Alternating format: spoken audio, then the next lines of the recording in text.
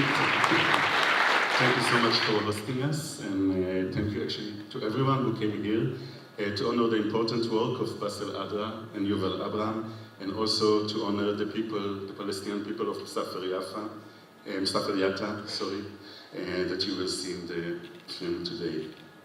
So a few days after I watched No Other Land for the first time, I found a pile of old photos that I took in 2004. I took them and I was part of a solidarity convoy with the people of Safer Yatta. So I joined a bus of activists from Haifa, others came from Tel Aviv, from Jerusalem, from Bir Saba.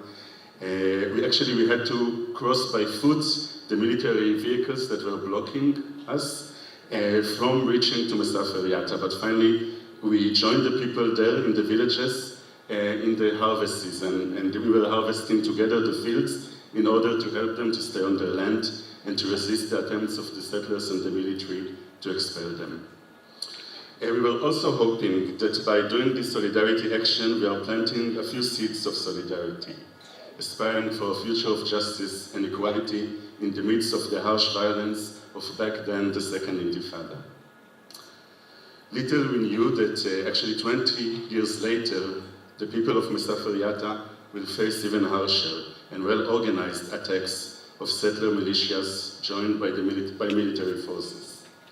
Some of these attacks can be seen in the film that you will watch this evening, and you will probably also watch them in the last days in the media, when we have seen a horrifying surge in the intensity and also in the organization of these attacks on the people of Safer Yatta. Little we knew that 20 years ago that expelling masses of Palestinians from their homes will become an official government policy conducted in broad daylight, not only in Safer Yatta, but also in Jenin and in Tulkarem, in the Jordan Valley and in the rest of the West Bank. And little we knew that Palestinians in Gaza will face an unprecedented genocide, while the world is watching and doing almost nothing to stop it. The genocidal Israeli government is doing whatever it can to spread trauma and hate among millions of people that will take decades to heal, if at all. They hope to doom Palestinians and Israelis for eternal violence. And Western governments and the European Union also are responsible for this, by doing nothing to stop the Israeli genocidal violence, while keep supplying Israel with weapons and legitimacy.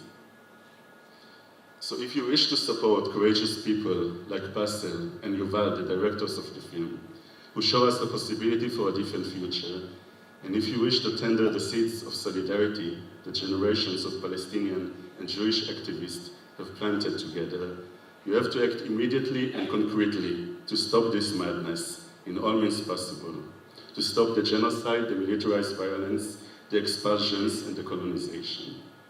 And you will find numerous allies also among the Jewish communities here in Europe. So we urge you to cut all military, all economic and diplomatic and other ties with Israel until it complies with international law.